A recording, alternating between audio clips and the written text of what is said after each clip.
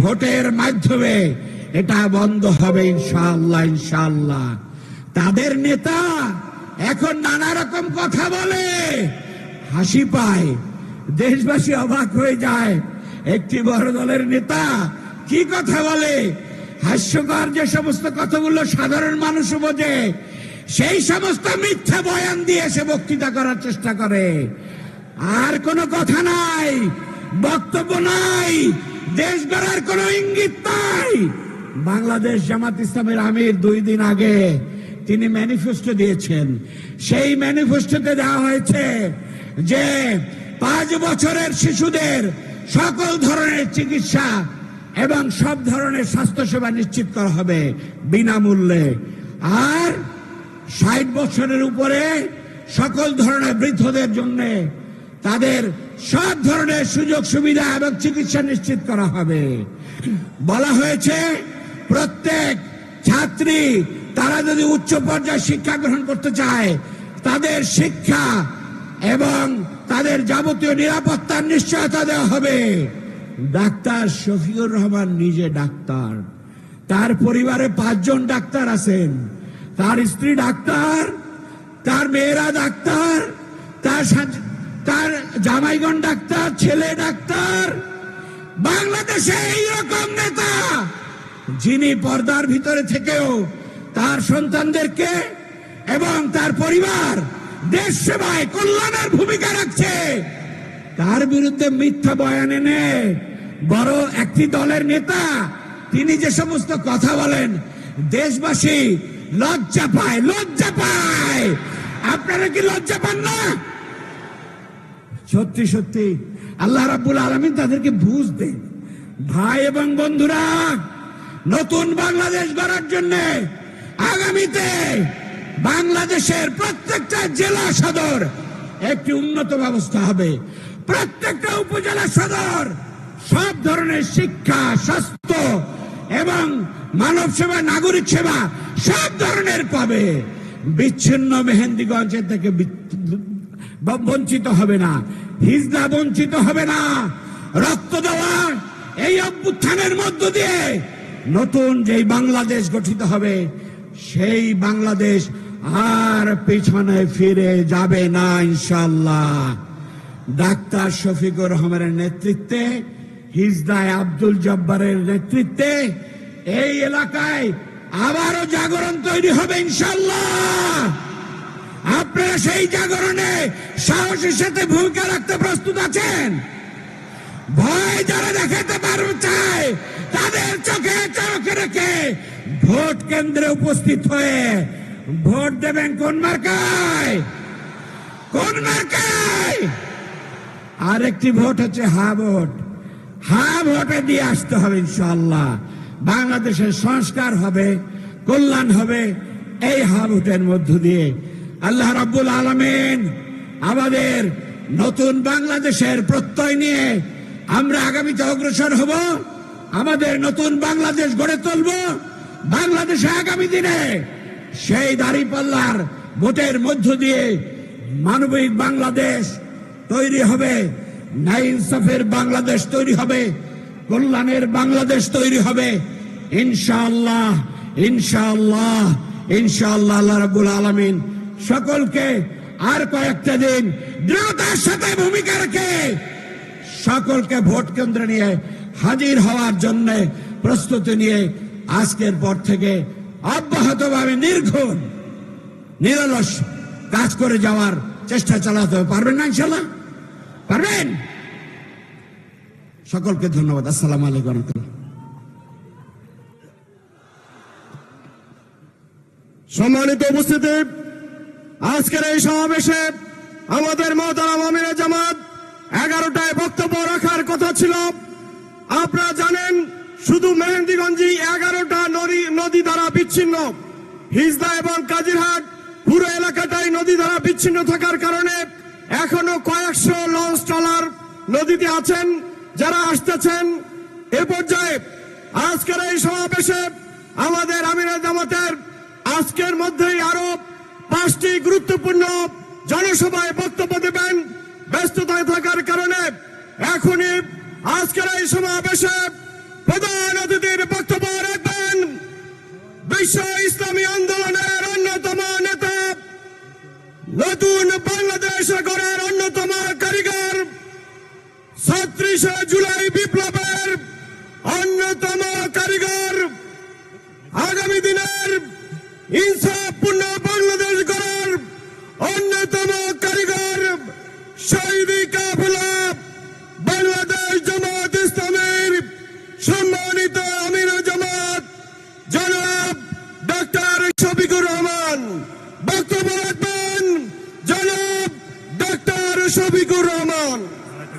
নারায়ে তাকবীর, নারায়ে তাকবীর, বাংলাদেশ জামাত ইসলামী জিন্দাবাদ, জিন্দাবাদ, আগামী দলীয় ঐক্য জোট, এই দেশবাসীর কোন মার্কা আছে? আগামী দিনে জনতার মুক্তির কোন মার্কা আছে? নারায়ে তাকবীর। আসসালামু আলাইকুম ওয়া রাহমাতুল্লাহ।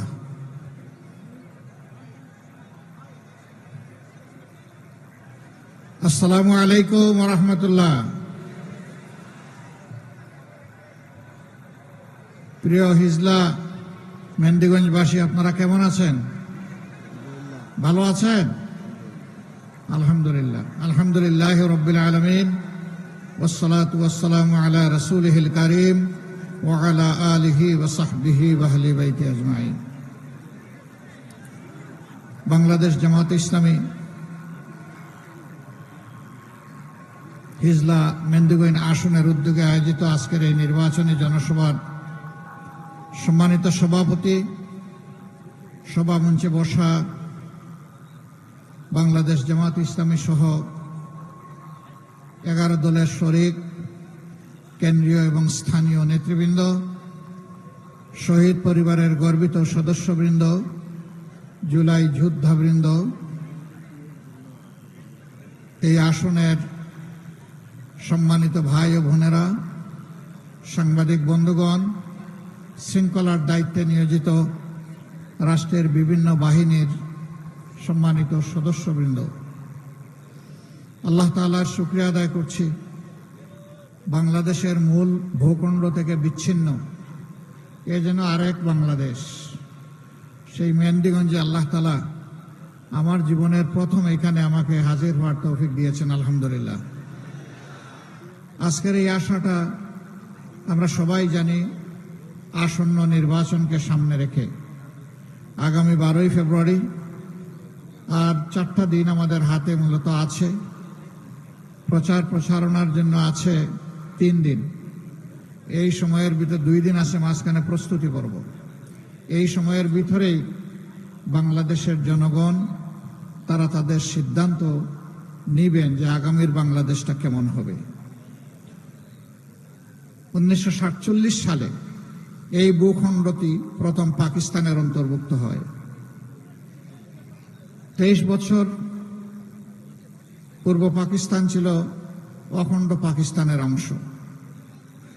সেই সময় পশ্চিম পাকিস্তান এবং পূর্ব পাকিস্তানের মধ্যে বিভিন্ন ক্ষেত্রে যে বৈষম্য এবং ব্যবধান তৈরি হয়েছিল, যে বঞ্চনা তৈরি হয়েছিল, তারই বিস্ফোরণ ঘটেছিল 70-এর নির্বাচনে।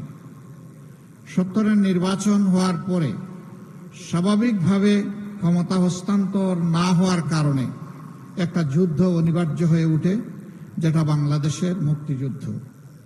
সেই যুদ্ধের মধ্য দিয়ে একই ভূখণ্ড আবার নতুন করে স্বাধীনতা লাভ করে বাংলাদেশ।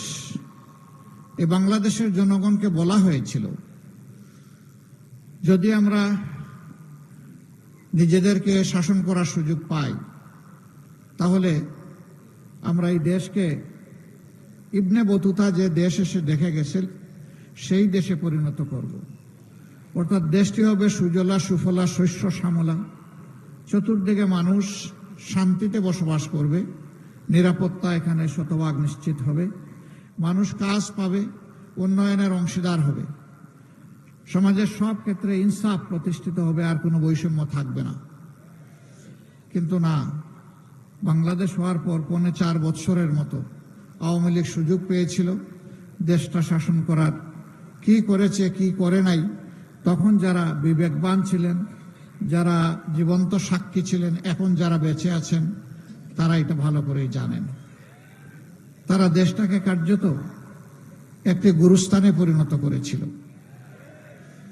জায়গায় জায়গায় ছোপ ছোপ রক্ত আর খাড়ি খাড়ি লাশ। ব্যাংক ডাকাতি, বড় নেতার ছেলেরা পর্যন্ত ব্যাংক ডাকাতি লেগে গেল।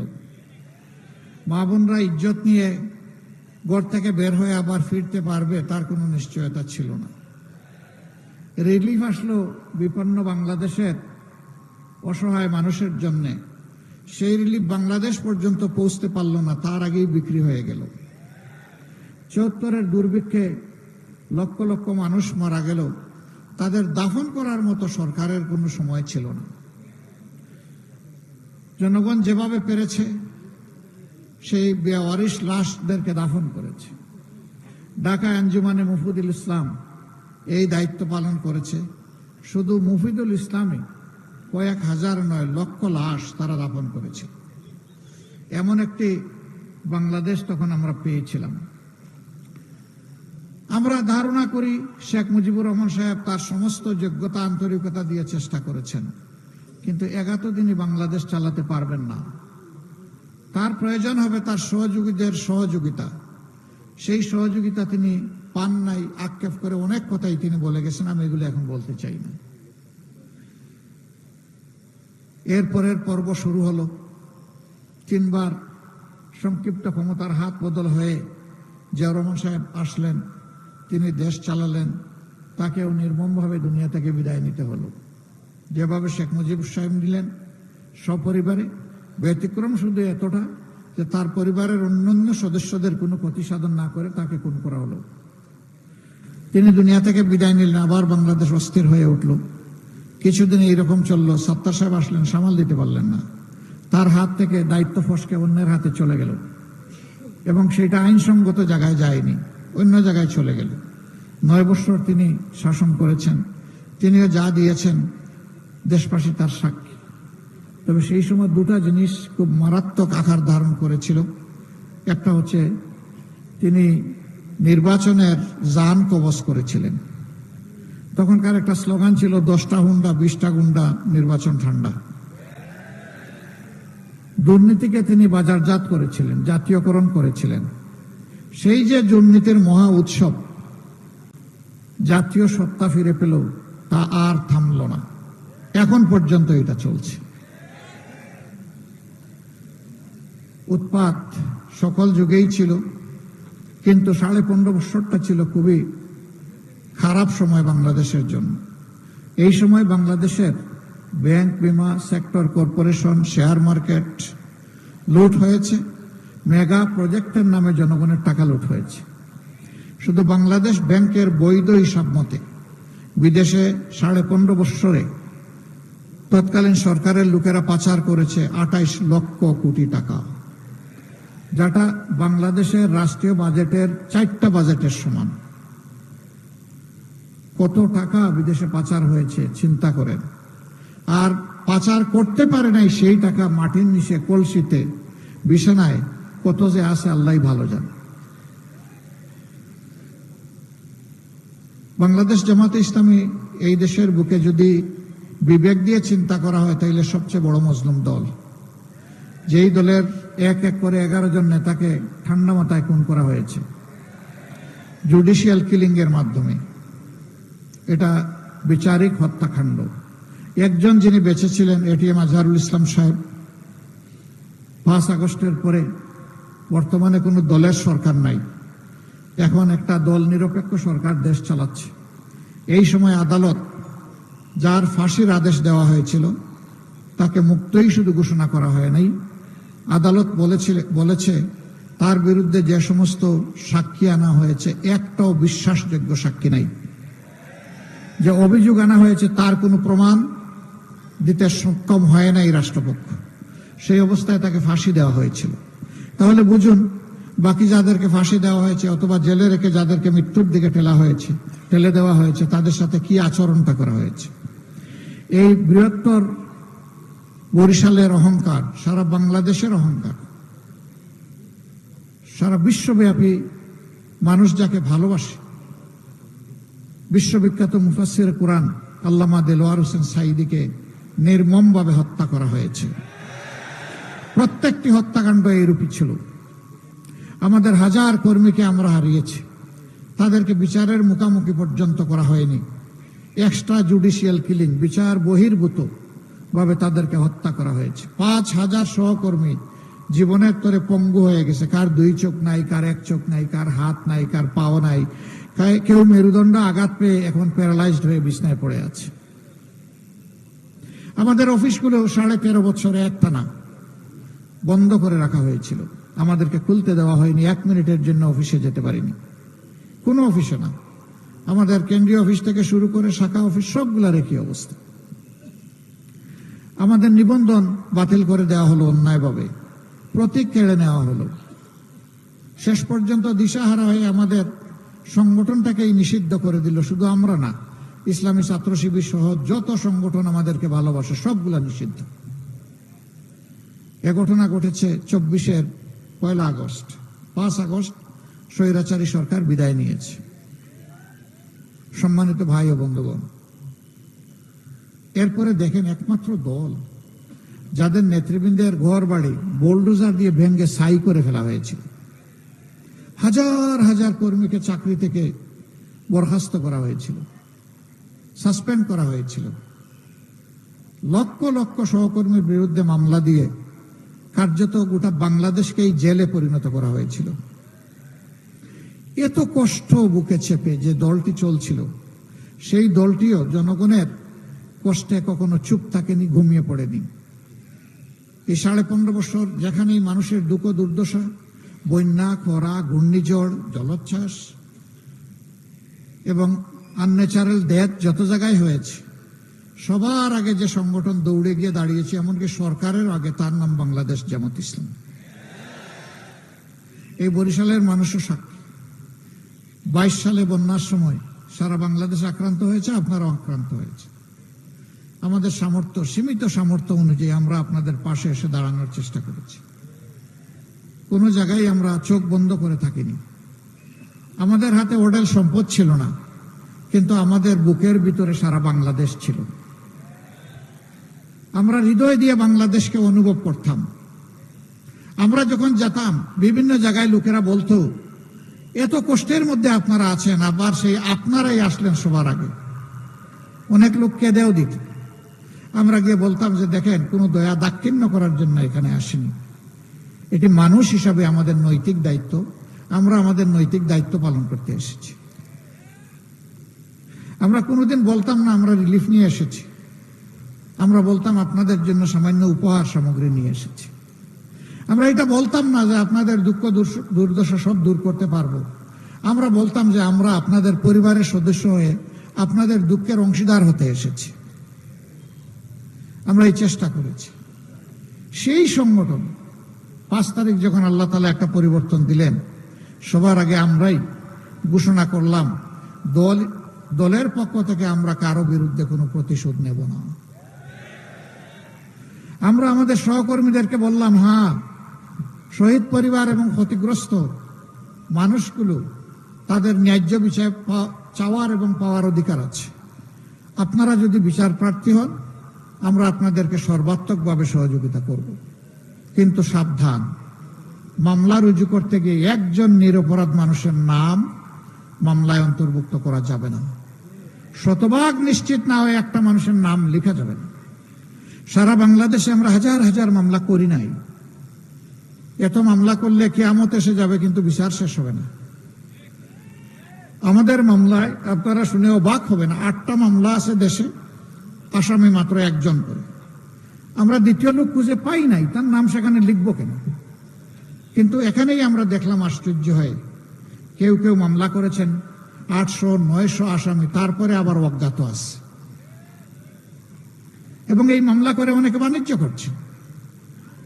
নিরীহ মানুষ যে কোনো অপরাধে ছিল না, হয়তো কোনো দল সমর্থন করেছে, এতটুকুর জন্য তার নাম দিয়ে তার কাছ থেকে এখন খাজনাপাতি আদায় করা হচ্ছে। মনে রাখবেন, দিন শেষে ওই মানুষগুলোর কাছে, সবার কাছে আপনাকে আমাকে যেতে হবে। যদি আপনি রাজনীতি করেন, আপনি জনগণকে উপেক্ষা করে চলতে পারবেন না। তো যে জনগণকে আপনি বিভিন্নভাবে কষ্ট দিবেন, সেই জনগণ আপনাকে কোন দৃষ্টিতে দেখবে, এটা অবশ্যই জনগণ বাছ বিচার করবে ইনশাআল্লাহ।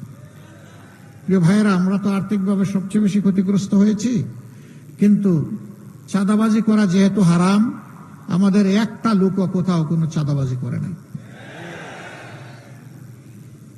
আমরা হারামের উপরে হাত রাখবো না, আমরা কোনো স্ট্যান্ড দখল করব না, করি নাই। মামলা বাণিজ্যের কথা বলেছি, আমরা করি নাই। আমরা কি করেছি? আমরা মানুষের জীবন, সম্পদ এবং ইজ্জতের পাহারাদার হিসাবে আমরা 6 তারিখ থেকেই 15 দিন টানা আমাদের সমস্ত কর্মীরা সারা বাংলাদেশে দায়িত্ব পালন করেছে। দিন নেই, রাত নেই, বৃষ্টি ভেজা, রোদে শুকানো, মশার কামড়, মাছি ভনবন, এগুলাকে পাত্তা না দিয়ে মানুষের জীবন, সম্পদ, ইজ্জতের প্রতি সম্মান দেখিয়ে আমাদের লক্ষ লক্ষ ভলান্টিয়ার টানা 15 দিন এই দায়িত্ব পালন করেছে। আলহামদুলিল্লাহ। আমরা মসজিদ থেকে শুরু করে সকল ধর্মের প্রতিষ্ঠানগুলোকে পাহারা দিয়েছি, কোনো দুষ্ট লোক যাতে দেশের পরিস্থিতি খারাপ করতে না পারে, অবনতি ঘটাতে না পারে। আমরা থাকলাম এই দিকে পড়ে, আরেক দল লেগে গেল নিজেদের কিসমত বানাতে। কি রে ভাই, এর নাম রাজনীতি? এটা তো দুর্বৃত্তপনা। রাজনীতি হবে নীতির রাজা, মানুষের কল্যাণ সাধন করা।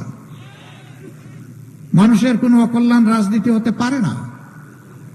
আলহামদুলিল্লাহ, এই পুরা জার্নি জুড়ে এই বরিশালে বোধহয় 30-এর ঊর্ধ্বে শহীদ আছেন, জুলাই শহীদ। এই 2 উপজেলায় 5-6 জন আছে। এই যে তারা মূল্যবান জীবনটা দিয়ে আমাদেরকে এই পরিবেশটা এনে দিল, তাদের প্রতি আমাদের কি কোনো দায় নাই? তারা কি চেয়েছিল?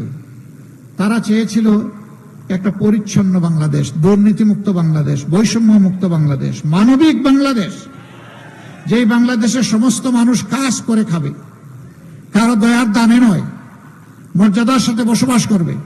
ওই বাংলাদেশটা তারা চেয়েছিল। তাই রাস্তায় নেমে স্লোগান দিয়েছিল, উই ওয়ান্ট জাস্টিস, আমরা ন্যায় বিচার চাই। আমরা ঘোষণা করেছি, ইনশাআল্লাহ আপনাদের দোয়া, ভালোবাসা, ভোটে যদি আমাদের 11 দল যে নির্বাচনী ঐক্য, যাকে আমরা বলেছি ঐক্যবদ্ধ বাংলাদেশ, যদি ঐক্যবদ্ধ বাংলাদেশ সত্যিই জিতে, তাহলে সত্যিকার অর্থে বাংলাদেশ জিতে যাবে ইনশাআল্লাহ। এবং সেদিন আমরা সমাজে ন্যায় বিচার কায়েম করব ইনশাআল্লাহ। আমরা বদ্ধপরিকর। আমরা সরকারি দলের জন্য এক বিচার, আর বিরোধী দলের জন্য আরেক বিচার, ধনীর জন্য এক ধরনের বিচার, আর নিরীহ মানুষের জন্য আরেক ধরনের বিচার। ওই বিচারের অস্তিত্ব আমরা রাখব না। যে অপরাধে একজন সাধারণ মানুষের বিচার হয়ে শাস্তি হবে, একই অপরাধ রাষ্ট্রপতি, প্রধানমন্ত্রী করলেও তাদেরকে ছাড় দিয়ে কথা বলা হবে না। একই বিচারের আওতায় আনা হবে ইনশাআল্লাহ।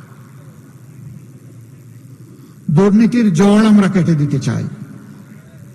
আমরা দুর্নীতির পাতা আর ডাল ধরে টান দেব না, আমরা দুর্নীতির ঘাড় ধরে টান দেব ইনশাআল্লাহ। রাঘব বোয়াল, গডফাদার, মাফিয়া, এরা থাকবে আইনের দরাছোঁয়ার বাইরে। আর ওই যারা সিসকাচুর, তাদেরকে আনবেন আপনি আইনের আওতায়, শাস্তি দেবেন। এটা চরম অন্যায়। জড়ে মূলে হাত দিতে হবে ইনশাআল্লাহ। তাই আমরা অঙ্গীকার করেছি, আল্লাহ যদি আমাদেরকে দেশ পরিচালনার সুযোগ দেন, আমরা নিজেরা চাঁদাবাজি করব না, করার কোনো প্রশ্নই উঠে না, এবং কাউকে চাঁদাবাজি করতে দেওয়া হবে না ইনশাআল্লাহ। যারা দুর্নীতি করেন তাদেরকে আর দুর্নীতি করার প্রয়োজন হবে না এবং করতে দেওয়া হবে না। যদি দুর্নীতি বন্ধ হয়ে যায়, আপনার আমার জীবনে অর্ধেক শান্তি নেমে আসবে। বাকি আরো কিছু কাজ আছে, ওই কাজগুলা করলে শতভাগ শান্তি নিশ্চিত হবে। যেই দেশে শিশু থেকে বৃদ্ধ, নারী থেকে পুরুষ সকলে নিরাপত্তা এবং শান্তি ভোগ করবে, সেটি হবে আমার দেশ।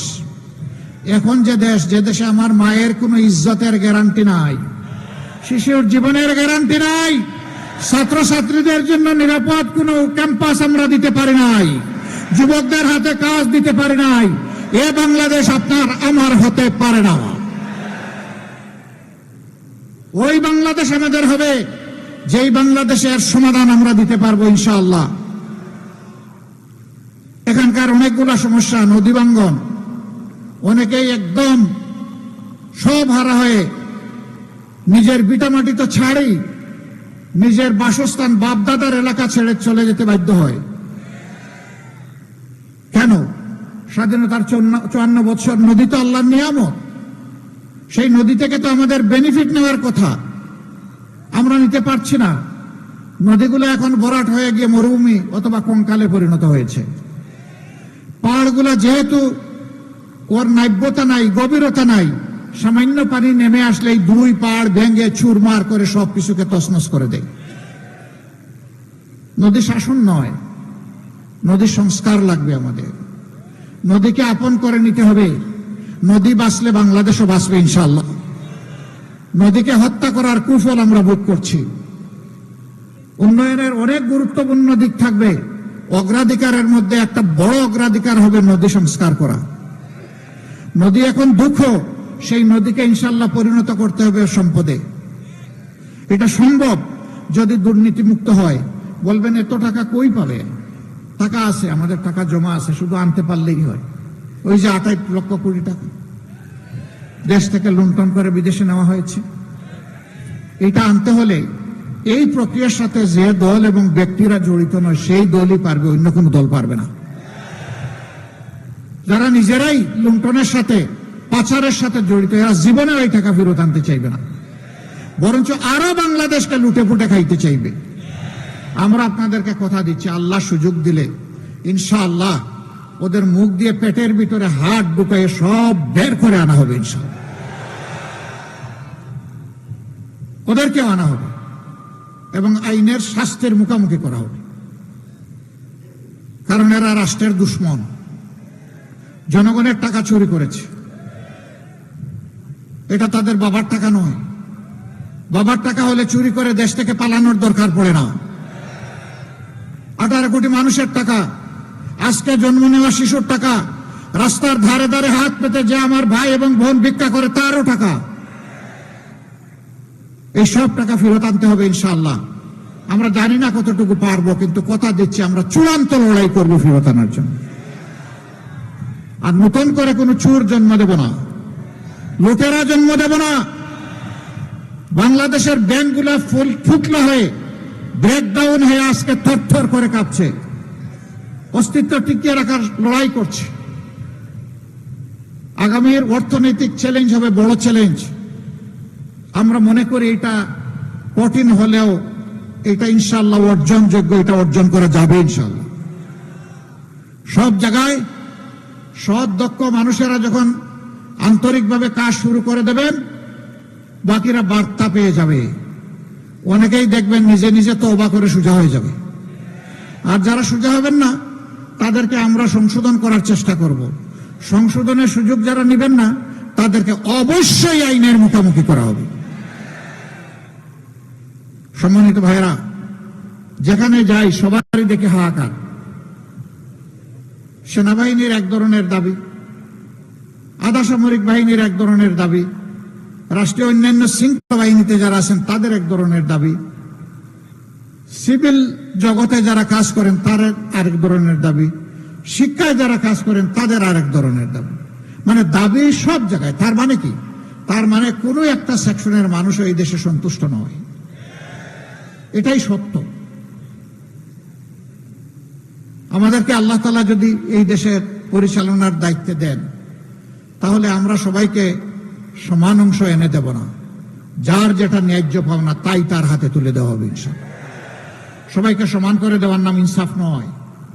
ইনসাফ হচ্ছে যার যার পাওনা তার তার হাতে উপযুক্তভাবে তুলে দেওয়ার নাম। যদি আপনি সবাইকে সমান করতে চান, তাইলে সব মানুষের গলা কেটে সমান করতে হবে অথবা জোড়া দিয়ে সমান করতে হবে। আল্লাহ তো সমান করেন নাই, আল্লাহ তার সৃষ্টিতে পার্থক্য করেছেন। তবে সেই আল্লাহ তাআলা যে বরকত, যে রিজেক নাজিল করেন তা সবাইকে খেতে দিয়েছেন। এমনকি তাকে যারা মানে না তাদেরকে আল্লাহ খাওয়ান। কাউকে আল্লাহ বঞ্চিত করেন না। ইন্না ইলাইনা ইয়াবাহুম সুম্মা ইন্না আলাইনা হিসাবাহুম। হ্যাঁ, তোমাদের সবাইকে আমার কাছেই ফিরে আসতে হবে, তখন তোমাদের হিসাব নেওয়ার দায়িত্বটা আমার। যে আমি যা দিয়েছিলাম তোমরা তার প্রতি শুকরিয়া করেছো কিনা, কৃতজ্ঞতা আদায় করেছো কিনা। এমন বাংলাদেশ কোথায় আছে? এই নির্বাচনে নেমে কেউ কেউ বলে ফেলে যে অমুক দলের কোন মহিলা কোন নারী যদি আসে ওদের কাপড় খুলে ফেলবা। বলেন নাউজুবিল্লাহ। কেন ভাই, নিজের মাকে একটু সম্মান করতে পারো না? তুমিও তো মায়ের সন্তান, মায়ের গর্ভ থেকে দুনিয়া এসেছো। কেমনে তুমি বলতে পারো যে একজন নারীর একজন মায়ের কাপড় খুলে ফেলতে হবে? এবং কিছু কিছু জায়গায় হেজাব নিকাজ নিয়ে টানাটানি হয়েছে, তা আপনারা দেখেছেন। এমনকি মাদের গায়ে হাত দেওয়া হয়েছে, এটাও আপনারা দেখেছেন। হ্যাঁ, ইদানিং কিছু থেমেছে। কেন থেমেছে জানেন? এর বিরুদ্ধে সবাই সোচ্চার হয়েছে। আর আমি আমার জায়গা থেকে, অবস্থান থেকে বলেছি, জীবন দিতে রাজি আছে, কিন্তু মায়ের ইজ্জত কাউকে বন্ধক দিতে রাজি নয়। তা বরদাস্ত করব না। এখন আমার বিরুদ্ধে লেগেছে, এই বিষয় নিয়ে আমার বিরুদ্ধে লেগেছে। মিসাইল ছুড়েছিল আমার দিকে, ফিরত গিয়ে এখন পড়েছে তাদের কপালের উপরে। সত্য কখনো আড়াল থাকে না, মেঘ কখনো পার্মানেন্টলি সূর্যকে ঢেকে রাখতে পারে না। সত্য নিজ থেকেই প্রকাশিত হয়ে যায়। কেন এই মিথ্যাচার? আমাদের বিরুদ্ধে সত্য কোনো অভিযোগ থাকে তাই দিন, বলেন, সমালোচনা করেন, মোস্ট ওয়েলকাম। আমরা এটাকে আমলে নিয়ে সংশোধন হওয়ার চেষ্টা করব, অসুবিধা নাই। আমরা মানুষ, আমরা ভুল বানতে ঊর্ধ্বে না। কিন্তু যে অপরাধের সাথে আমি জড়িত না, আমার নামে সেটা বানিয়ে চালিয়ে দিবেন, বাংলাদেশের 18 কোটি মানুষকে অতটা বোকা ভাববেন না। যুবক বন্ধুগণ, শহীদ উত্তরসূরিরা লড়াই করেছিল ইনসাফ এবং কাজের জন্য। আমরা কাউকে বেকার ভাতা দিব না, দিতে পারবো না। বেকার ভাতা দিয়ে কাউকে বেইজ্জত করতে চাই না। যুবকরা মিছিল করে কারো কাছে বেকার ভাতা দাবি করে নাই। যুবকরা বলেছে আমাদের যোগ্যতা অনুযায়ী, ন্যায্যতা অনুযায়ী আমাদের হাতে কাজ দেন, আমরা কাজ করতে চাই। আমরা ইনশাল্লাহ গোটা যুব সমাজ, তরুণ তরুণী সবার হাতে কাজ তুলে দেব ইনশাল্লাহ। এই সবাই মিলে বাংলাদেশ গড়ব। সেদিন প্রত্যেকটি যুবক যুবতী, তরুণ তরুণী, প্রত্যেকটি নাগরিক, মা বোন, নারী পুরুষ সবাই পরিচয় দিবে, আমি বাংলাদেশ, এটি আমার বাংলাদেশ। গর্বের সাথে ইনশাল্লাহ সেই পরিচয় দিবে সবাই। আমরা ওই বাংলাদেশটাই গড়তে চাচ্ছি। মা বোনদের কাছে আমাদের অনুরোধ, আপনারা বুক ভরে দোয়া করবেন। মায়ের দোয়া বড় বরকতময়। আল্লাহ তাআলা বাপের চাইতে মাকে 3 গুণ বেশি মর্যাদা দান করেছেন। নবী করিম সাল্লাল্লাহু আলাইহি সাল্লাম সেই সবকই আমাদেরকে দিয়েছেন। মায়ের জীবনে আমাদের প্রতি যত নিয়ামত, যত অবদান, একটা অবদানের শুকরিয়া সারা জিন্দেগি চেষ্টা করলে আমরা আদায় করতে পারবো না। এর কোনো প্রতিদান মাকে দিতে পারবো না। মাকে একটু সম্মান যেন দিতে পারি, আল্লাহ যেন এই তৌফিক দান করেন। গোটা নারী জাতি আমাদের মা, আমরা নারী জাতিকে যেন সেই সম্মানটা দিতে পারি। তাদের গৃহে চলাচলে এবং কর্মস্থলে তারা যেন শতভাগ নিরাপত্তা এবং মর্যাদা পান। আমরা ওয়াদাবদ্ধ। আল্লাহ আমাদেরকে তৌফিক দিলে তাই আমরা করব। যদি আল্লাহ অন্য কাউকে সুযোগ দেন, এই সুযোগ আমাদের হাতে না আসা পর্যন্ত আমরা লড়াই চালিয়ে যাব। এবং মায়েদের ইজ্জতের শতভাগ গ্যারান্টি, নিরাপত্তা এবং তাদের মর্যাদা না হওয়া পর্যন্ত আমাদেরকে কেউ থামাতে পারবে না। বলবেন তাইলে আমাদের কি হবে? এখানে তো সব পুরুষ মানুষ। সে নিরাপত্তা আপনি আমি সবাই মিলে যখন নিশ্চিত করব, আমরা কি কেউ বাদ পড়ব? ইনশাল্লাহ কেউ বাদ পড়বে না। উন্নয়নের ব্যাপারে আমাদের সাফ বক্তব্য। 54 বছর যাদেরকে যত বেশি বঞ্চিত করা হয়েছে, আমাদের উন্নয়ন শুরু হবে ইনশাল্লাহ সেই জায়গা থেকে। যাদের কোনো মামু খালু ছিলেন না, লাল টেলিফোন ছিলেন না, সেখানে আল্লাহর বান্দারা ওখানে এসে জনগণের পরামর্শ নিয়ে ওখান থেকে উন্নয়ন শুরু করবে ইনশাআল্লাহ। মেহেন্দিগঞ্জ হিজলা শুধু না, এরকম বিচ্ছিন্ন, পুরা ভুলাই তো বিচ্ছিন্ন। ভুলা কি বাংলাদেশের অংশ না? অবশ্যই অংশ। এই এলাকাগুলো কি বাংলাদেশের অর্থনীতিতে কোনো অবদান রাখছে না? রাখছে। তাহলে তাদের পাওনা তাদেরকে দিতে হবে ইনশাআল্লাহ। আমরা কারো সাথে বেইনসাফি করব না, এই ওয়াদা দিয়ে যাচ্ছি। নদীবাঙ্গনের দুঃখ গুছাবে ইনশাল্লাহ। এখন গুছায় না, বাজার ঠিকই আছে, কিন্তু পেটের ভিতরে চলে যায়, নদীতে যায় না। তখন পেটের ভিতরে যাবে, জায়েজ হালতে কাজ করে দায়িত্ব পালন করে বাদ সঠিকভাবে দিয়ে স্ল্যাব বসিয়ে গোয়ান তৈরি করে তারপরে খেতে হবে, এর আগে নয়। এই প্রক্রিয়া যখন চালু হবে 10 বছরে সিনারি পাল্টে যাবে ইনশাআল্লাহ। কে কতদিন দেশ পরিচালনা করবে আল্লাহ নির্ধারণ করবেন। আমাদের ওই রকম কিয়ামত পর্যন্ত দেশ আমাদেরকেই পরিচালনা করতে হবে এটা আমরা বিশ্বাস করি না, কিন্তু সৎ লোকের দ্বারা দেশ পরিচালিত হতে হবে ওইটাই আমরা চাই। আমি ভেরি ডেসপারেটলি আপনাদেরকে বলতে চাই, আমরা বাংলাদেশ জামাতে ইসলামীর বিজয় চাই না। বলবেন এটা আবার কোন কথা? আসলাম আপনার কথা শুনতে, আমাদের বিজয়ের আশ্বাস শুনতে, আপনি বলেন বিজয় চান না? চাই না।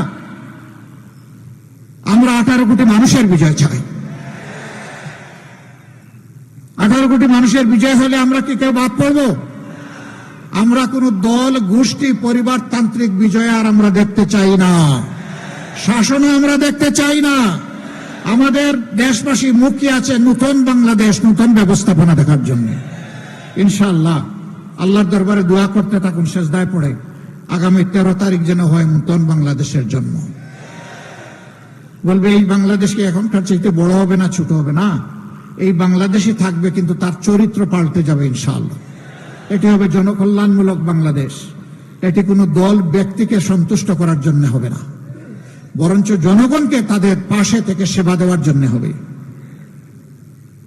সম্মানিত ভাইরা, দুটি ভোট, একটি হচ্ছে গণভোট। ওই যে নতুন বাংলাদেশ যেটা আমরা চাই, ওই পচা রাজনীতি আর চাই না।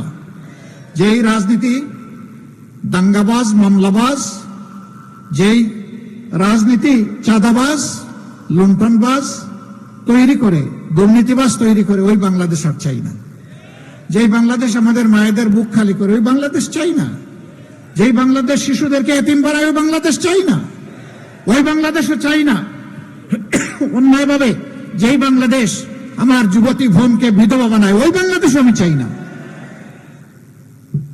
এই নতুন বাংলাদেশের প্রত্যাশায়, নতুন সূর্য উদয়ের আশায় ইনশাআল্লাহ 12 তারিখের প্রথম ভোট হবে গণভোট। কি বলবো? হা। গণভোটে কি বলবো? হা মানে আজাদি, না মানে গুলামি। আজাদি না গুলামি? আজাদি না গুলামি? ইনশাআল্লাহ সবাইকে নিয়ে আমরা হা ভোট বিজয় করবো ইনশাআল্লাহ। দ্বিতীয় ভোটটা সরকার গঠনের। কারে ভোট দিবেন? হ্যাঁ, উত্তরটা এরকম হবে, 54 বছরে যাদেরকে দেখেছি তাদের আমলনামা আমাদের সামনে আছে। আর 5 আগস্ট থেকে এই 17 মাস যাদেরকে দেখেছি তাদের আমলনামা আমাদের সামনে আছে। এখানে যাদের আমলনামাকে আমরা ভালোবাসবো তাদেরকেই আমরা ভোট দেব। যারা নিজের দল সামলাইতে পারে না তারা কি দেশ সামলাতে পারবে? যারা নিজের দল সামলাতে পারে ইনশাআল্লাহ তারাই দেশ সামলাতে পারবে। বাংলাদেশ জামাতে ইসলামী চেষ্টা করেছে তার দলটাকে সামাল দেওয়ার, কোন অন্যায়ের সাথে কেউ যাতে কোনোভাবে সম্পৃক্ত না হয় তার পাহারাদারি করার। এতদিন পাহারাদারি করেছি দলের, এবার আপনারা একটু মেহরবানি করে সুযোগ দেন। আমরা এখন 18 কোটি মানুষের চৌকিদারি করতে চাই, তাদের জীবন সম্পদ ইজ্জতের পাহারাদার হতে চাই। সে সুযোগটা আপনারা যদি দেন ইনশাআল্লাহ আপনাদের আস্থার প্রতিদান দেওয়া হবে আমাদের জন্য ওয়াজিব। আমরা জান প্রাণ দিয়ে সেটা চেষ্টা চালিয়ে যাব ইনশাআল্লাহ। এবার আমি একে একে এখানকার 5টি আসনে, একটি আসনে ইসলামী আন্দোলন বাংলাদেশের সম্মানে আমরা আমাদের নমিনেশন প্রত্যাহার করেছি, বরিশাল 5 আসন।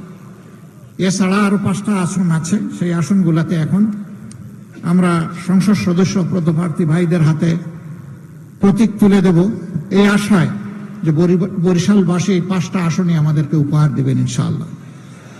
আপনারা আমাদেরকে একবার সুযোগ দেন। বহু সুযোগ অন্যদেরকে দিয়েছেন, দেখেছেন তারা কি করেছেন, করছেন, সবকিছু আপনাদের সামনে আছে। আমরা কি করেছি, করছি, সেটাও আপনাদের সামনে আছে। একবার সুযোগ দেন, তারপরে ইনশাআল্লাহ আমরা আপনাদের খেদমত করার সুযোগ পাবো, একটু সেবা করার সুযোগ পাবো, একটু দেশটাকে সবাইকে নিলে গড়ার চেষ্টা করব। আমরা আর বাংলাদেশকে বিভক্ত করতে দিব না, ধর্মেও না, বর্ণেও না, কোনোভাবেই না। এখন শুধু ঐক্যবদ্ধ বাংলাদেশ। এখানে ধর্মে বর্ণে কোনো হানাহানি থাকবে না, ধর্মের কারণে কেউ বঞ্চিত এবং লাঞ্ছিত হবে না। এখানে সমস্ত লোকগুলাই এক ফুলের বাগানের ভিন্ন ভিন্ন গাছ হিসাবে হাজির হয়ে আমরা বাগানটাকে সাজাবো ইনশাআল্লাহ।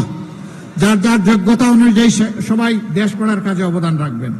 প্রথমে বরিশালে 1 গৌরনদী আগলছড়া মৌলানা কামরুল ইসলাম খান, ডান দিকে আসুন ভাই, জি ধরেন শক্ত করে, এই ডান্ডাতে ধরেন, শক্ত করে ধরেন, দুই আঙ্গুল দিয়ে না 5 আঙ্গুল দিয়ে ধরেন। মাশাআল্লাহ। মার্কা আছে? মার্কা আছে? স্লোগান একসাথে হবে ইনশাআল্লাহ। আল্লাহ এই মার্কা এবং এই ব্যক্তিকে খেদমতের জন্য কবুল করুন। বরিশাল 2 উজিরপুর বানারীপাড়া, ডান দিকে আসেন আব্দুল মান্নান ভাই, ডান দিকে আসেন, ধরেন শক্ত করে ধরেন, ওই দিকে তাকান, উঁচু করে ধরেন। এ জাতির ভার বহন করতে হবে ইনশাআল্লাহ। প্রতীক আছে? প্রতীক আছে ইনশাআল্লাহ। প্রতীকের জবাব পরে নিচ্ছি, দোয়া করেন আল্লাহ যেন কবুল করেন। বরিশাল 3 বাবুগঞ্জ মুলাদি, ব্যারিস্টার ফুয়াদ আসছে? মাশাআল্লাহ, ওয়ালাইকুম আসসালাম। হ্যাঁ, বাংলাদেশটা আগামীতে ইনশাআল্লাহ একটা রকেট হয়ে সামনের দিকে আগাবে, তো সেই রকেটকে শক্তি যোগাবে ঈগল ইনশাআল্লাহ। বাধা না দিয়ে শক্তি যোগাবে। আমরা ঈগলের গতিতে এগিয়ে যাব ইনশাআল্লাহ। মার্কা আছে? কি মার্কা? কি মার্কা? ইনশাআল্লাহ। আল্লাহ তাআলা কবুল করুন এবং বিজয় দান করুন। বরিশাল 4 মেহেন্দিগঞ্জ হিজলা, এখানে এবং এর সাথে কাজিরহাট থানাও আছে। এখানে অধ্যাপক মৌলানা আব্দুল জব্বার, স্বাগতিক এলাকার রাহবার। মার্কা আছে? কোনসে মার্কা? বাকিটা পরে ইনশাআল্লাহ। এরপরে বরিশাল 6 এখানে মৌলানা বাকেরগঞ্জ। আসলে জেলাটার নাম আমরা ভূগোলে পড়েছি বাকেরগঞ্জ, কেমনে যে বরিশাল হয়ে গেল টের পাইলাম না। এখন আমাদের এক জেলার 2 নাম, বাকেরগঞ্জ এবং বরিশাল। তবে বাকরগঞ্জ এখন আর দলিলে নাই, এখন দলিলে আছে বরিশাল। সেই বাকরগঞ্জে যাকে আমরা ইনসাফের প্রতীক তুলে দিলাম, তিনি হচ্ছেন মাওলানা মোহাম্মদ মাহমুদুন নবী তালুকদার। তিনি তালুকদার হলেও তিনি তালুকগিরি করবেন না, সেবক হয়ে কাজ করবেন ইনশাআল্লাহ। মার্কা আছে? আলহামদুলিল্লাহ। এবার আসুন একটু স্লোগান তুলি। ভাই মার্কা আছে? কোন সে মার্কা? আরো জোরে, জোরে সুরে, একটিবার ইগলো বলুন, আরে এগুলো বলুন, দাড়িপাল্লা। একটিবার ইগল। ইনশাআল্লাহ 12 তারিখ সারাদিন সকাল সন্ধ্যা জিতে যাবে ইনশাআল্লাহ। দাড়িপাল্লা, মাশাআল্লাহ। সবাইকে মোবারকবাদ। বিজয় ঘরে নিয়ে আমরা ফিরবো ইনশাআল্লাহ। আল্লাহ আমাদেরকে সাহায্য করুন। ঘরে ফিরে উযু করে 2 রাকাত নামাজ, বিজা চোখে 4টা সেজদা আল্লাহ তাআলার দরবারে শুকরিয়া আদায় করবো ইনশাআল্লাহ। আল্লাহ আমাদেরকে সেই অপেক্ষার পালাটা আল্লাহ যেন আমাদের হাতে এনে দেন, দোয়া করি। সবাইকে ধন্যবাদ, আপনারা এসেছেন। আসুন আমার পক্ষ থেকে একটু স্লোগান দেই, এরপরে সভাপতির ভাষণ শুনবেন। লিল্লাহি তাকবীর, লিল্লাহি তাকবীর।